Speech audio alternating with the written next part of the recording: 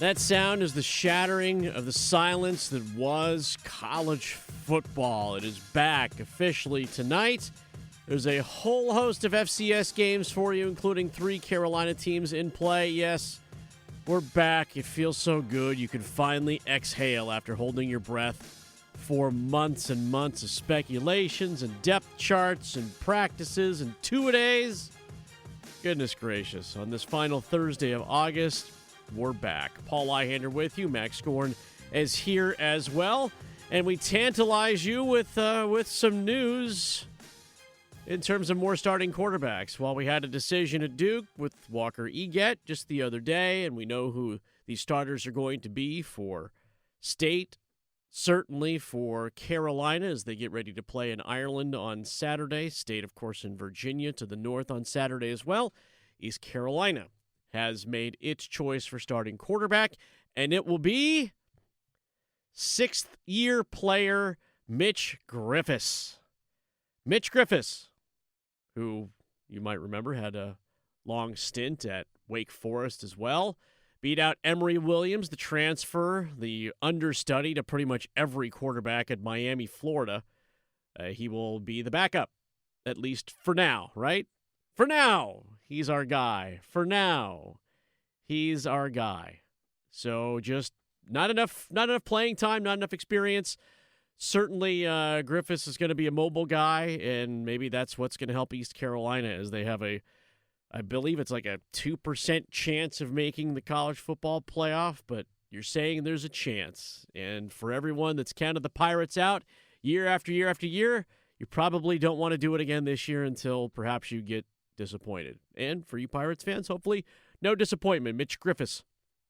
What comes around goes around, right? Yeah.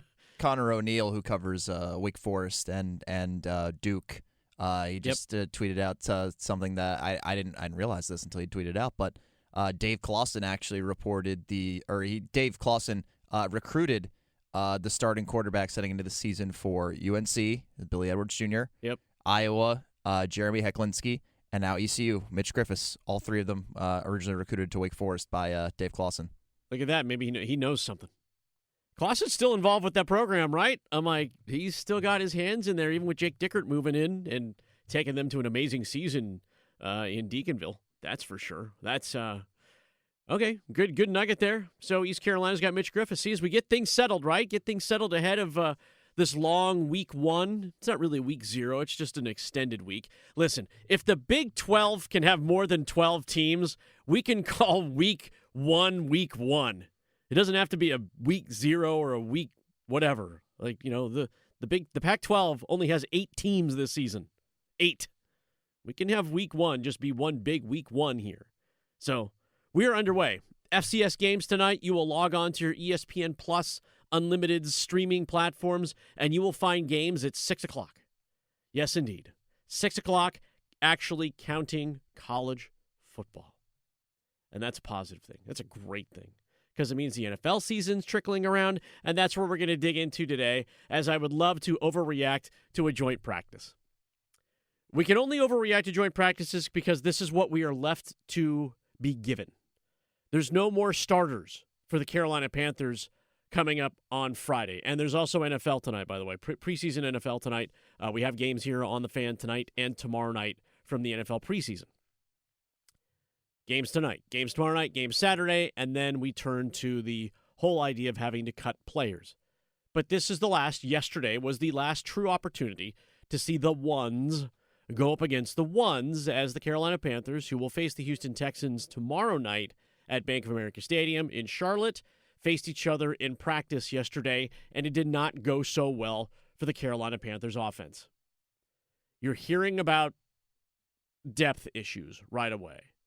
Now, Dave Canales spins it the way he does, is that they needed to see great pass rushers come at them and come tearing at them, and how they respond to a strong Texans defense. And if the Texans defense are built like that, then that's what it's supposed to be. But Rasheed Walker and Monroe Freeling got bull rushed over and over and over again, and Bryce Young had nowhere to go. Nowhere to go. I get it. You lose your starting tackles. due to, unfortunate issues, health issues and Ike Ekwonu's injury, Taylor Moton's health issues. You start there, but there's a reason why you made the moves. And we know Monroe Freeling wasn't supposed to step in right away. We talked about this a bit yesterday, getting good reps against quality opponents. But here's the again, overreaction. The problem with putting out those kinds of positive things, saying, yeah, we need to see those guys, and we need to, it is practice. I totally get that. I tell that to every youth team that I coach. It's okay to make mistakes. It's okay to shuffle your feet and cry about it and punch dirt and, kind of throw a fit. It's okay. It is practice. It doesn't really count in practice. But you don't have any more evaluation time. This is the last time Monroe Freeling, Rasheed Walker can go face up against guys of this caliber. And Danielle Hunter and Will Anderson, rush them hard. And if they can't handle those guys, you are in real trouble on the edges. So anybody that's got some sort of a pass rush, one pass rush, all right, now I got to slide my guard over. Maybe my center's got a little bit difficulty, depending on who am I going against. Am I trying to chip?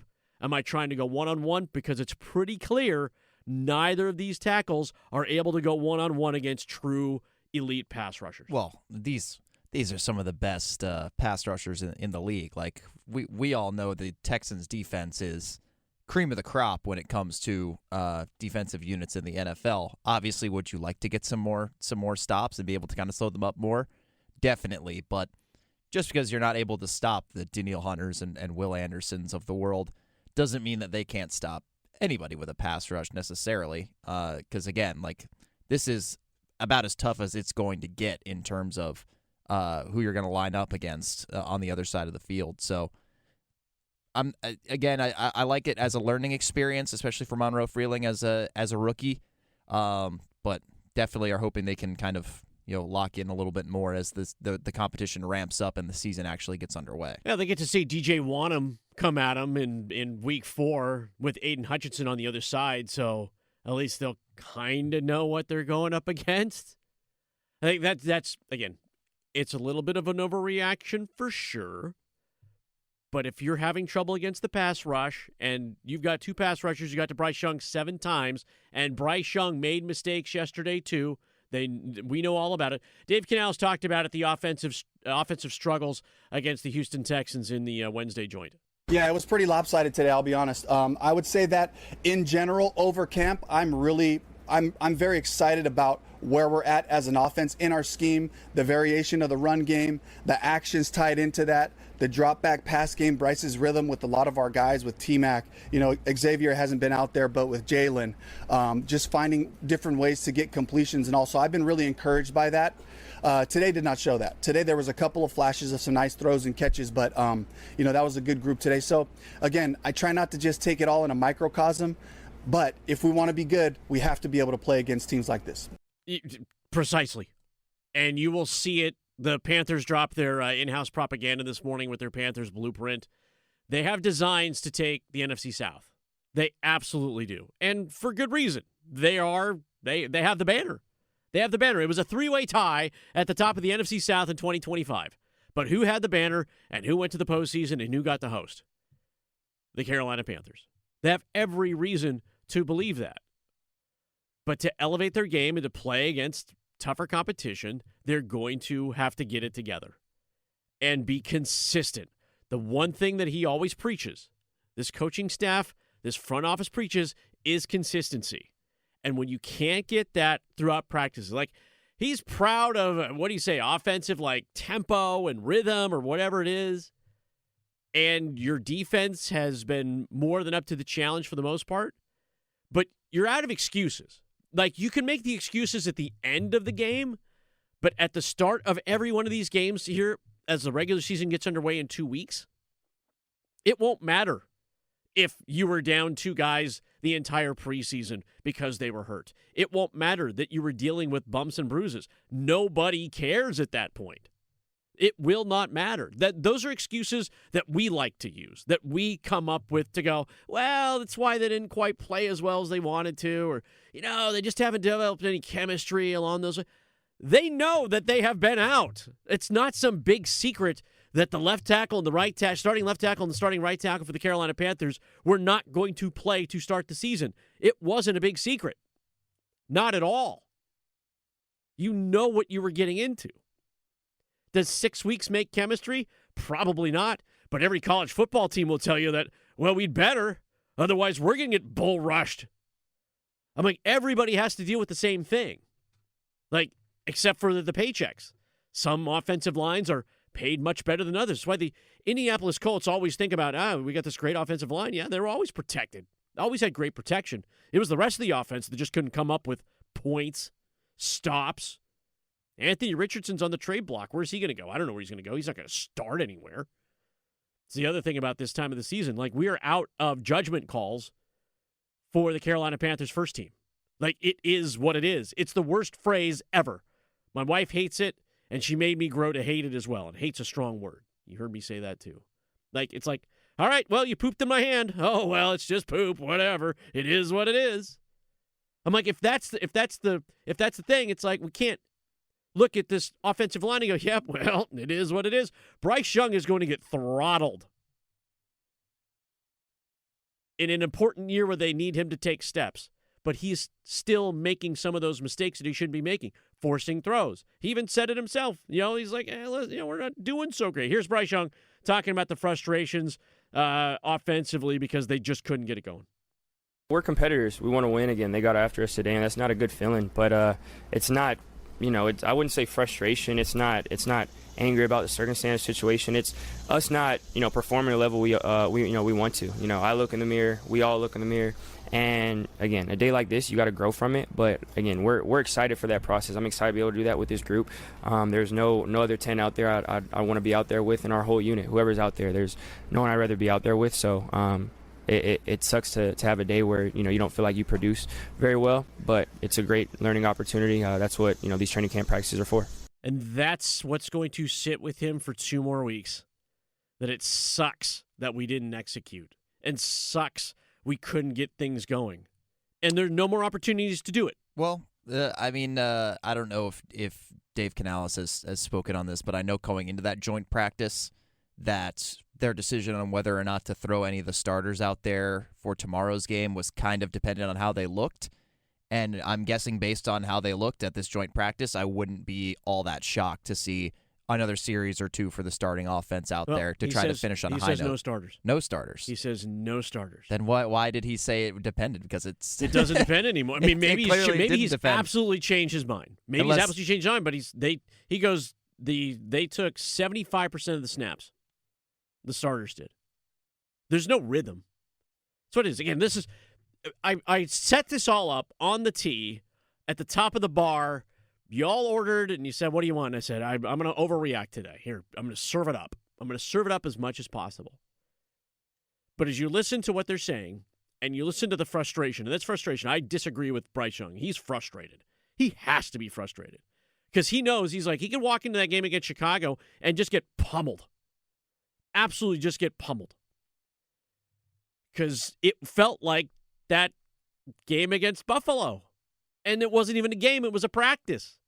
And practices don't count, or do they actually count? If he's not going to play him, they know what they know. This Carolina Panthers coaching staff knows what they know about this team, and now it's just about making cut downs to 53, 54, 55. Figuring out the last few to go, filling out your practice squads. I think the interesting part about it is when you look at what they're looking at to cut, we go back to the wide receiver rooms. We go back to what to do with Haynes King. Not sure they have a real clear idea of what to do with him. I think they want to hold on to him based on just having some youth in the room. Like Bryce Young is a veteran now. He's not a young player. He's a veteran. He has been in this league and has been a starting quarterback now. Kenny Pickett is your reliable veteran who is the backup. But there is no youth in this system at this point. There's nothing that's being developed, behind Bryce Young, and that has to happen at some point. Maybe this isn't the year for it. Maybe Haynes King is the outlier, and you let kind of the guy that they're described as a little bit more like a gadget guy, runner guy, go, and you let it happen, and then you run that, you take that chance, and you carry that 7th favorite receiver, 8th favorite receiver. You know, Jimmy Horn Jr. is doing Jimmy Horn Jr. things. It feels like they want to hold on to him. John Mechie feels like they kind of want to hold on to him right now. So it leaves out guys that they praised early on, guys that they keep carrying on. Well, they do things in special teams. I'm like, well, that's great, but Bryce Young still needs some help, and apparently we know where we're set. And so are those the actual question? Does Dylan make this team as a veteran? They've got decisions to make. They'll use part of that game Friday night to make some of those choices. And fingers crossed and pray that nobody gets hurt. That they don't have to go into he got hurt, so we'll hang on to this guy and we can kick that can down the road. We haven't seen much of Waller. Darren Waller, we spent a lot of time talking about him, a lot of things that he can bring to the table. He is getting praise in that room. Like, they love him. They love him, at least among the position players. Are you thinking about holding on to a guy like that? I dislike bad practices and then not having the ability to follow up, and it doesn't look like they're going to follow up.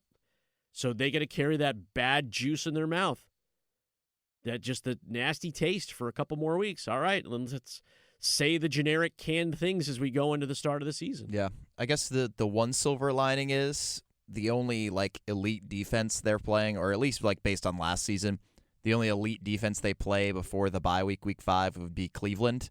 And knowing that their defense is elite while their offense probably isn't going to be all that good, probably gives them at least a little bit of confidence that, all right, they're not going to have to face one of these top dog units like the Texans again until, depends how you feel about maybe when they go to Philadelphia after the bye week.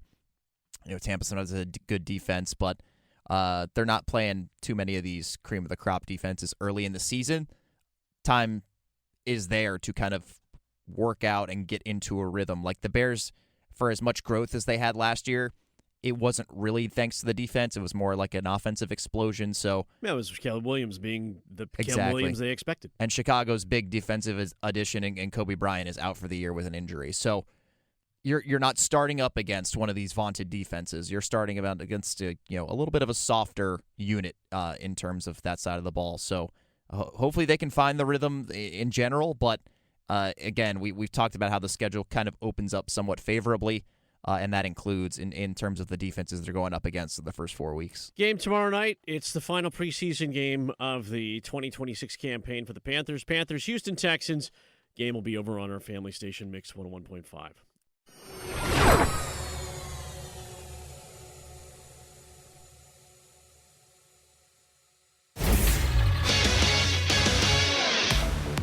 I'm Max Goren with 3 things you need to know right now from 99.9 The Fan.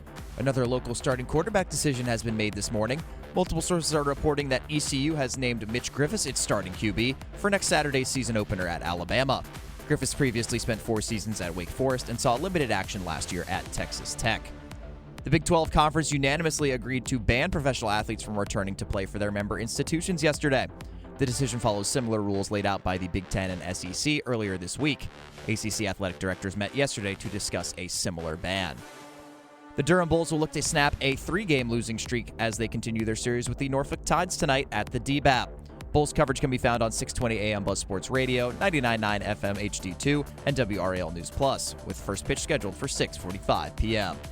For all the latest news on your favorite teams, download the 99.9 The Fan app or visit 999thefan.com.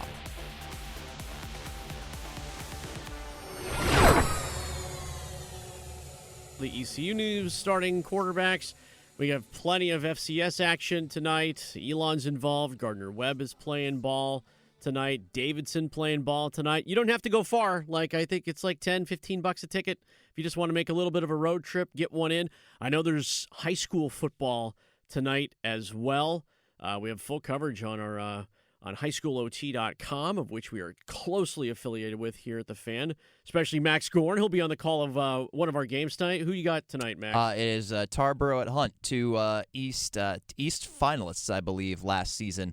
going at it with an early season matchup here in Wilson. Should be a good one. Yeah, that'll be a banger for sure. HighSchoolOT.com, you'll be able to check out Max's call of that game. It'll be streaming live on YouTube. Because of potential weather tomorrow, again, I'm not a weather person. I wanted to be one when I was a kid. They've moved like 60-plus games to tonight. Like, there's a lot of Thursday night lights, as much as there are going to be Friday night lights as well. Again, Mother Nature's undefeated. Mother Nature remains undefeated. It's just how it kind of works.